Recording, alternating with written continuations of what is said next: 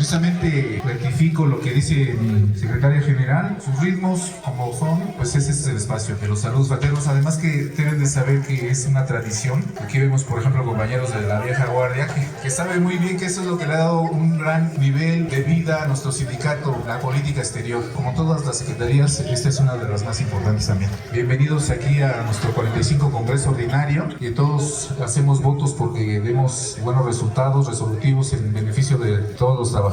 El CITUAM tiene muchos amigos en las organizaciones sindicales, populares, sociales. Deseamos esta visión. Siempre el sindicato ha sido solidario, y no solo eso, sino que también al mismo sindicato le dan solidaridad. Pues vamos a dar inicio con el profesor Óscar Alzaga, del Sindicato Nacional de Trabajadores Mineros, Metalúrgicos, Siderúrgicos y similares de la República Mexicana. También es un historiador de todos los asuntos de la vida de nuestro país. Le damos el uso de la palabra. Él nos va a hablar un poco de la cuestión del sindicalismo, sus dimensiones y su actualidad en este momento de la vida política sindical de nuestro país. Buenas tardes, compañeras, compañeros, amigos todos. Esta es una charla muy breve que me pidió el compañero que hiciera con ustedes respecto a un panorama del sindicalismo actual que, como todos ustedes saben y está a la vista de todos nosotros, no es nada halagüeño este panorama. Creo que los destrozos que dejaron 36 años de neoliberalismo, de un liberalismo activo bastante, porque no ha concluido, ese modelo sigue en muchas partes presente, aunque se esté, digamos, combatiendo en algunos de sus aspectos, pero no todo. El daño que causó, pudiéramos resumirlo en cuántos sindicatos. Bueno, primero les daría un dato que es verdaderamente brutal. El sindicalismo que teníamos en 1995 era de 16 millones. Hoy nada más hay 8 millones de trabajadores sindicalizados. Es decir, la disminución de los trabajadores sindicalizados fue brutal. 1. 2. El crecimiento de los contratos colectivos de trabajo de protección patronal y la desaparición de los contratos que tenían prestaciones a favor de los trabajadores. Ese es otro destrozo completo que se causó. Ustedes saben que en los años 80 y 90 la prestación más cara de un contrato colectivo era la jubilación contractual. No confundir con las pensiones, ni del Seguro Social, ni la pensión del ISSSTE, sino la jubilación de los contratos colectivos que estaban en los sindicatos más grandes y poderosos del país. Todas se perdieron, todas esas jubilaciones. Y les comento, recientemente el último contrato que firmó el sindicato de telefonistas, que llegó a tener una de las mejores jubilaciones, por tercera vez en el contrato colectivo le disminuyen esa prestación a los telefonistas, por tercera vez. Y dio vergüenza esa mañanera donde presentaron Slim, Hernández Juárez, y Luis Alcalde dijo, y esta no es una medida regresiva. Entonces, ¿qué es? Que le disminuyan a un sindicato los verdaderos derechos adquiridos, y adquiridos a través de las luchas.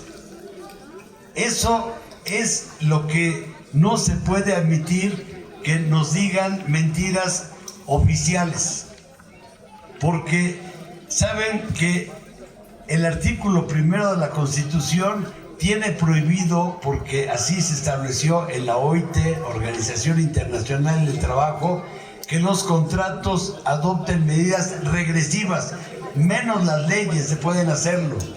Y eso fue lo que hicieron esos gobiernos que tuvimos nosotros.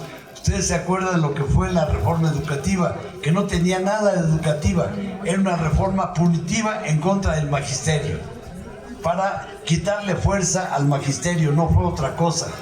Y por eso los maestros le reclamaron a este gobierno antes de su retirada que no se ha cumplido lo que había prometido López Obrador respecto a que esa reforma educativa desapareciera. Sigue vigente. Hasta donde sabemos hay acuerdos, vamos a ver si se cumplen. Yo dudo hasta no verlo. Pero todas esas medidas son regresivas y son contrarias a la Constitución. Miren, los aumentos salariales que se dieron a los salarios mínimos son buenos, pero todos los aumentos que se dieron en contratos colectivos de trabajo son bajísimos. Y son bajísimos, y lo más grave no es que sean bajos, sino que no protestamos, compañeras y compañeros. Y una regla del sindicalismo mexicano y universal es que si los sindicatos y los trabajadores no luchan, no logran avances. Recuerden ustedes los avances más importantes de Situam, de Stunam y de varios otros sindicatos ha sido cuando los trabajadores hacen huelgas, luchas, manifestaciones, protestas. Y entonces es cuando los sindicatos avanzan y los trabajadores también. Fíjense ustedes que algo que se ha fomentado mucho en nuestras organizaciones sindicales es el conformismo. 1. 2. La división.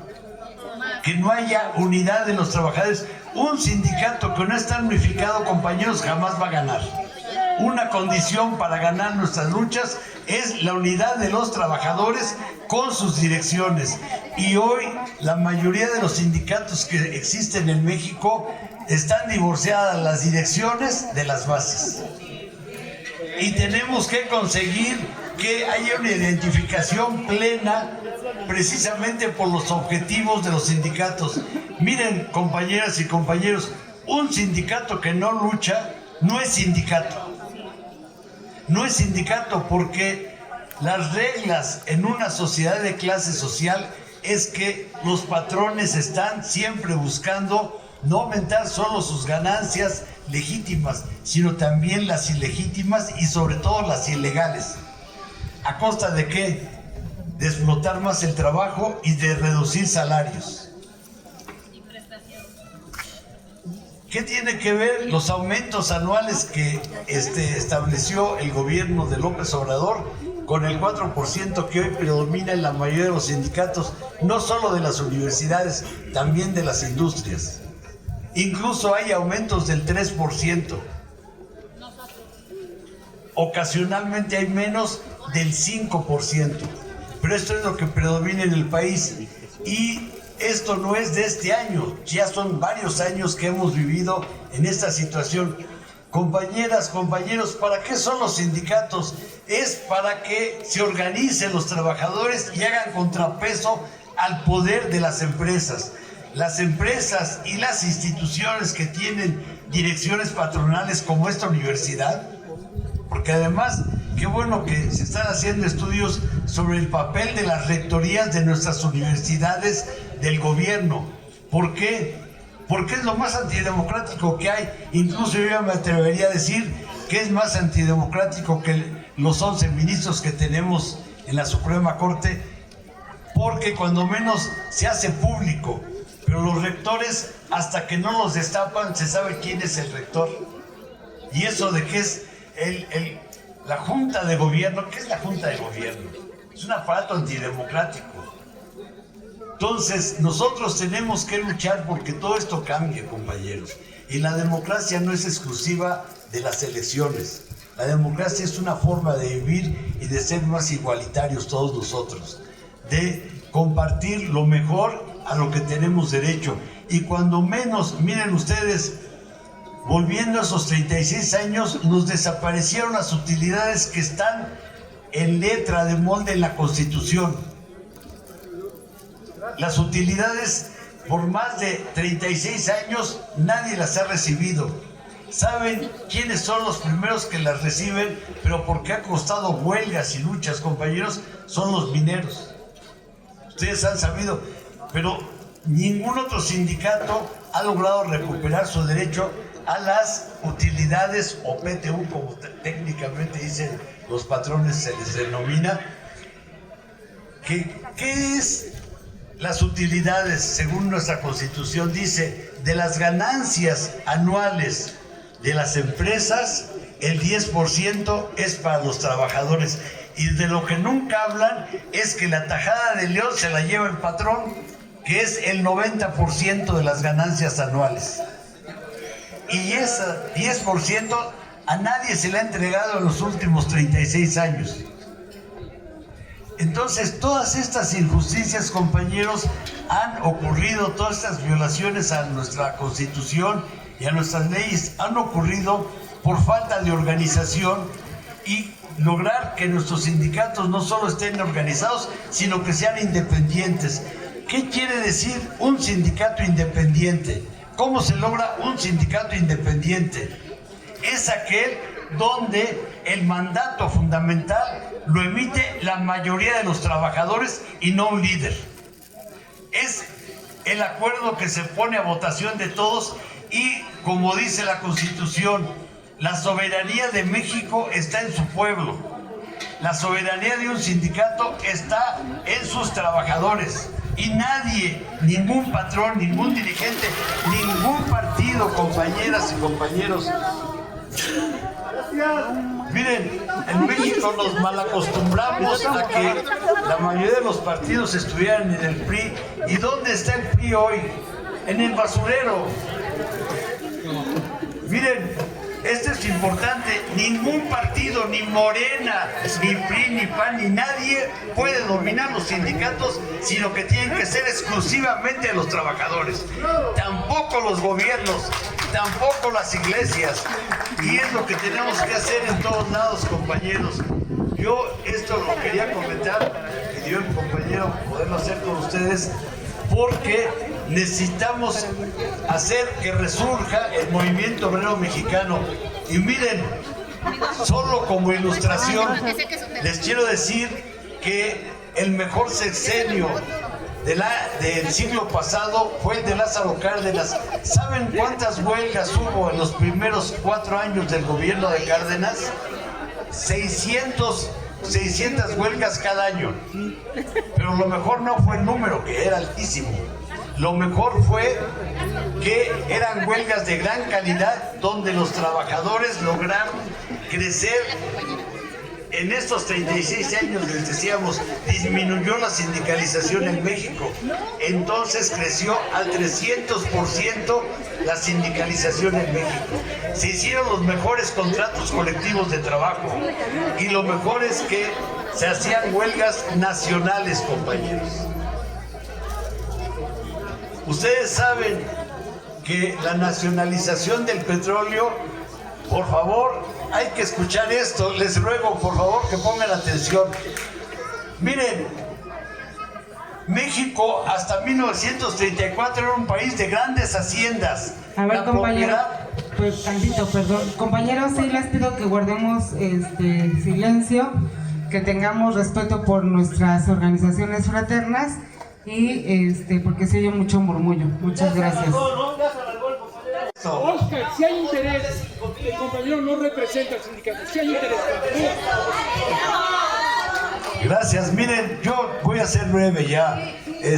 Ustedes tienen un congreso y en respeto a ustedes y al congreso abreviaremos. Solamente les quiero decir lo siguiente: la reforma agraria que se hizo en México fue en base a la huelga, a las huelgas de campesinos y jornaleros agrícolas. La comarca lagunera, 25,000 familias se fueron a la huelga. ¿Y qué se logró? Que la gran propiedad en manos de capitales extranjeros pasara a los campesinos de nuestro país. Las huelgas enequeneras en Yucatán y en Campeche también lograron ese avance. ¿Saben qué se hizo? Que en México por primera vez hubiera un reparto equitativo de la propiedad agraria. Pero además esa reforma agraria fue ejemplo para toda América Latina, y les quiero decir que no ha habido en toda América, incluido Estados Unidos, una reforma más trascendental que esa. La nacionalización del petróleo fue obra también de los trabajadores. Y miren, les quiero decir una cosa: las dos empresas petroleras que estaban en México, de Estados Unidos y de Inglaterra, eran las dos empresas más poderosas del mundo, compañeros.